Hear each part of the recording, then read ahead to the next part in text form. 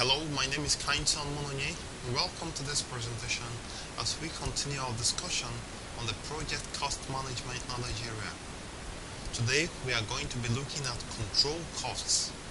Previously, on the project cost management knowledge area, we discussed determine budget, which is a planning process that helps us get the overall amount that is needed for the project. Today we are going to be looking at a monitoring and controlling process, and that is control costs, that allows us to measure the performance of the project compared to the project cost baseline. According to the Pinball Guide, control costs is a process of monitoring the status of the project to update the project costs and managing changes to the cost baseline. The key benefit of this process is that it provides the means to recognize variance from the plan in order to take corrective actions and minimize project risk. Much of the efforts of control costs involves analyzing the relationship between the consumption of the project funds to the physical work being accomplished for such expenses. The key to effective cost control is the management of approved cost baseline and the changes to that baseline. So you want to carefully watch if there are changes to the cost baseline, and then how will you handle these changes. Updating the budget requires knowledge of the actual cost spent to date. Any increase in the authorized budget can only be approved through the Perform Integrated Change Control process. Remember that the Perform Integrated Change Control is a process under the Monitoring and Controlling Process Group that falls within the Project Integration Management knowledge area.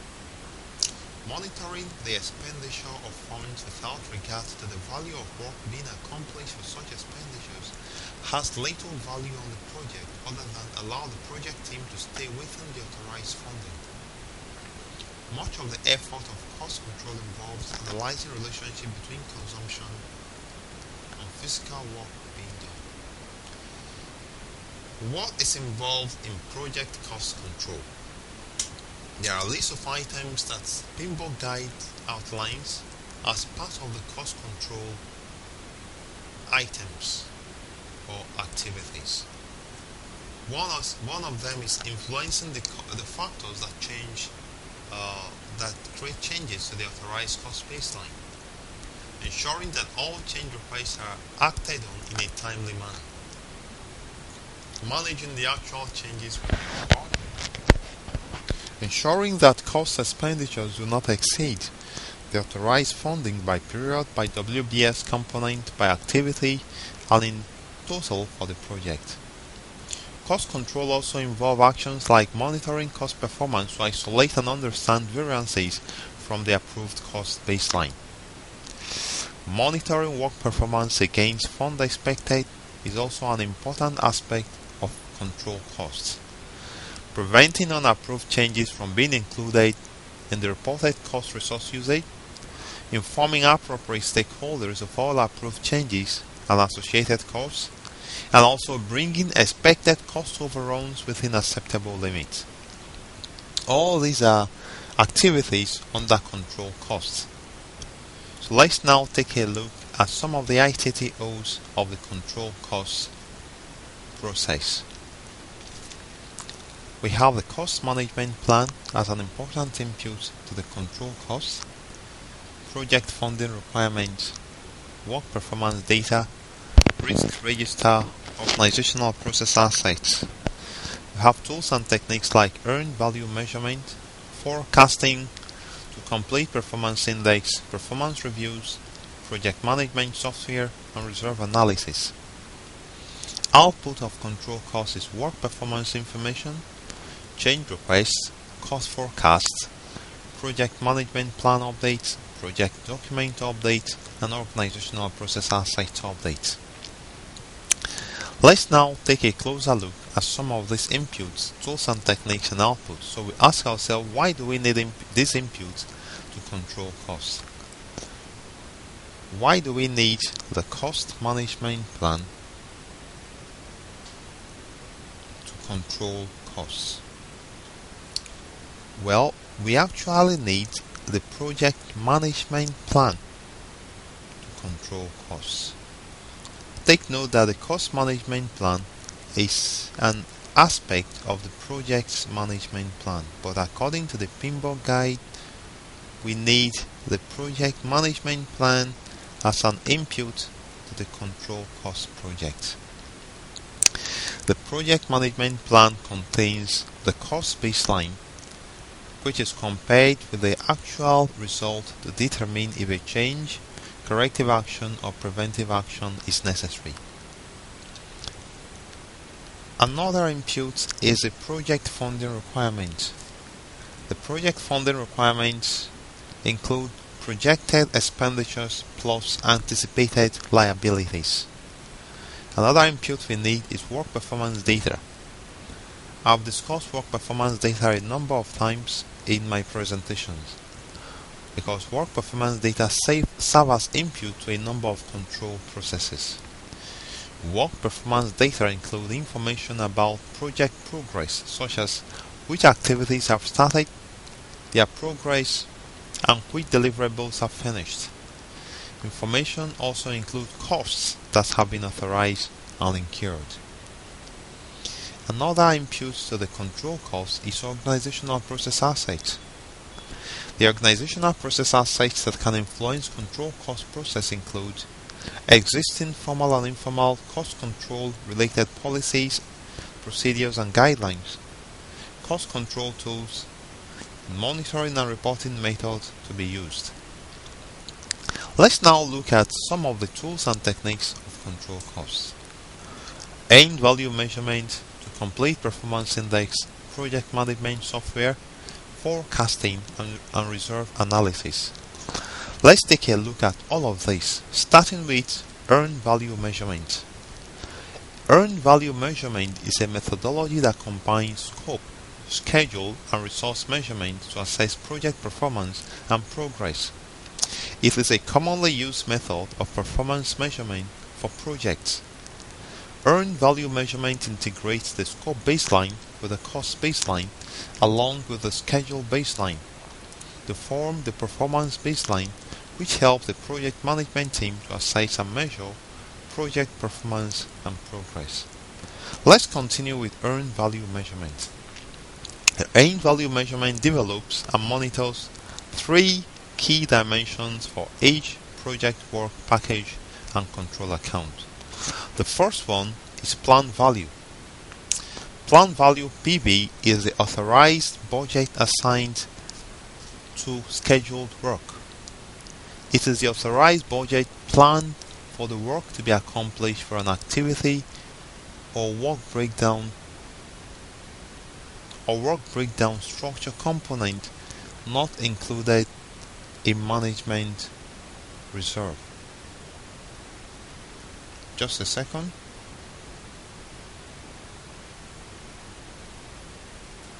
Okay, let's move on.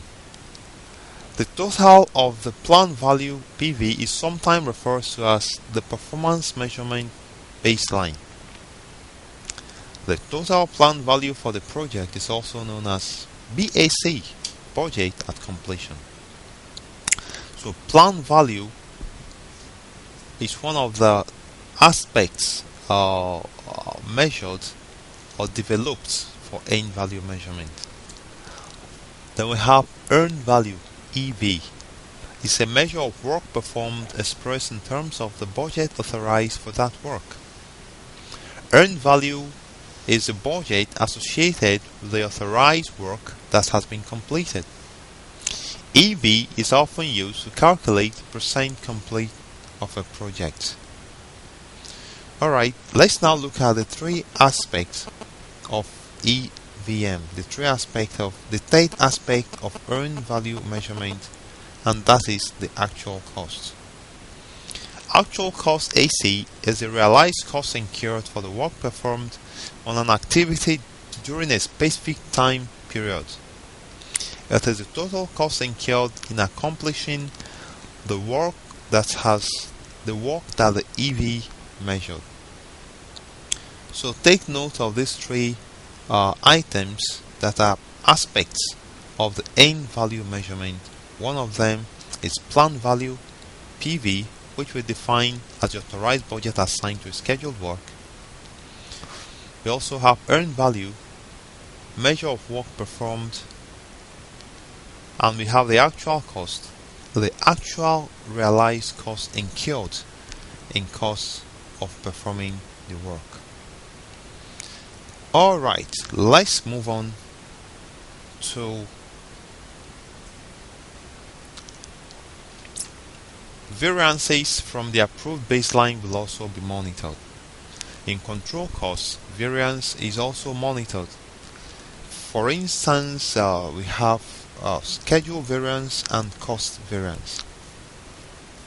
Take note that we are still under end value measurement, and we say that end value measures EV, PV, and AC. End value also monitors the schedule variance, which is a measure of schedule performance expressed as difference between the earned value and the planned value.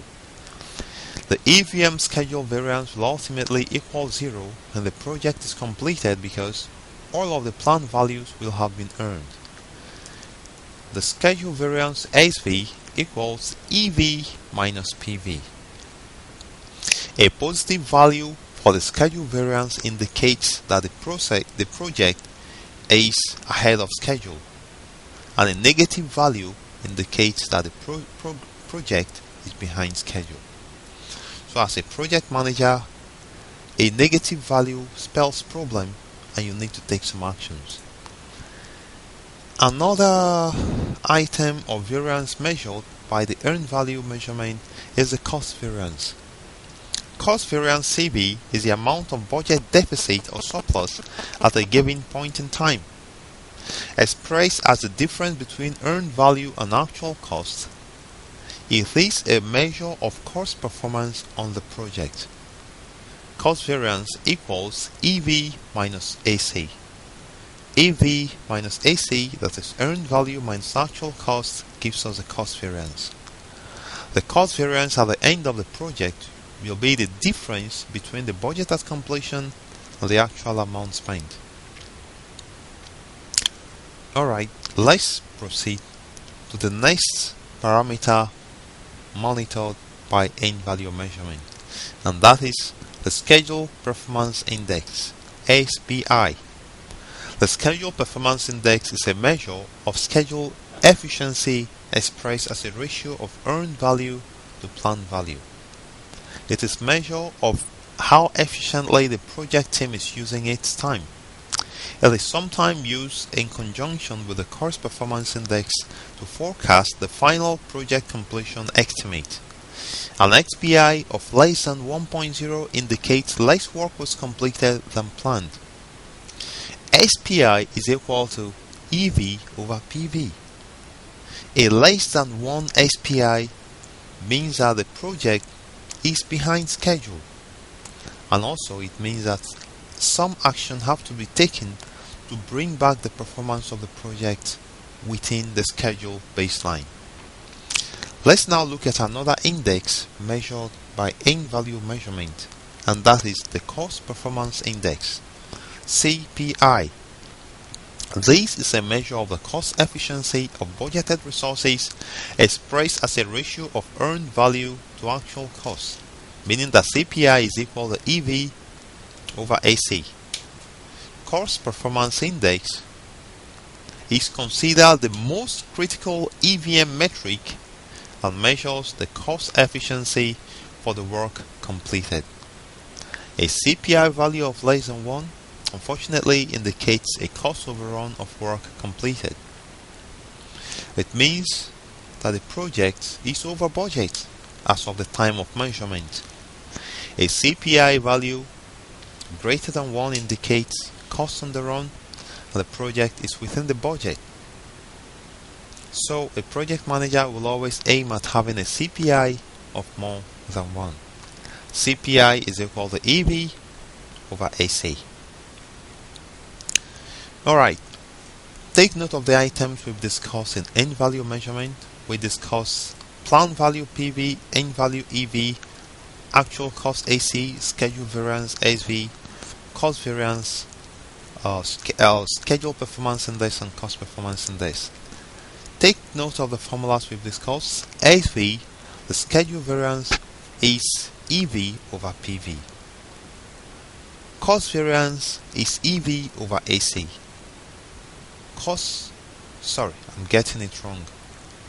The schedule variance is EV minus PV. Cost variance is EV minus AC. The schedule performance index is EV over PV, and the cost performance index is EV over AC. Maybe rewind and spend some time on the screens and try to get yourself get used to some of this calculation and formula. Another tool and technique used to control cost is forecasting.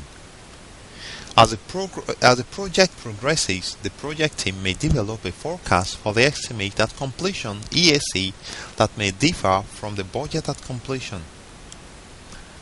BAC based on the project performance, and if it becomes obvious that the BAC is no longer viable, the project manager should consider the forecasted EAC. Forecasting the EAC involves making projections of conditions and events in the project future based on current performance, information, and other knowledge available at the time of forecast. Take note that we mentioned BAC, budget at completion, which is the total of the planned value. And sometimes this budget at completion that had been calculated prior to the time of forecasting might not be feasible any longer, and it means the project team have to develop a new forecast, and that is called EAC, estimate at completion. How can the project team calculate or forecast the estimate at completion? Estimate at completion forecast for ETC work performed at budgeted rate. What we are now trying to discuss is three scenarios for forecasting EAC. We are saying that the first scenario is when the EAC is forecast for estimate to complete work and work performed at the budgeted rate. What it means is that this EAC method accepts the actual project performance to date as represented by the actual cost and predicts that all future estimate to complete work will be accomplished at the budgeted rate. The actual performance is unfavorable. The assumption that the future performance will improve should be accepted only when supported by project risk analysis. For EAC forecast for ETC at budgeted rate, EAC gives us or equals AC plus BAC minus EV. That is the formula for EAC forecast for ETC work performed at the budgeted rate. Another scenario will be EAC forecast for ETC work performed at its present CPI. What it means is that the current CPI or cost performance index is assumed to be typical and will continue in that way till the end of the project. And a forecast made based on this cost performance index is this way. This method assumes what the project has experienced till date, the current CPI can be expected to continue in the future. The ETC work is assumed to be performed at the same cumulative cost performance index as that incurred by the project to date. And that makes it that the forecast for EAC will now be EAC is equal to BAC over CPI. The third scenario is when EAC forecast for ETC work considering both the SPI and CPI factors. In this forecast, the ETC work will be performed at an efficiency rate that considers both the cost and schedule performance indices. This method is most useful when the project schedule is a factor impacting the ETC efforts. Variations of this method weigh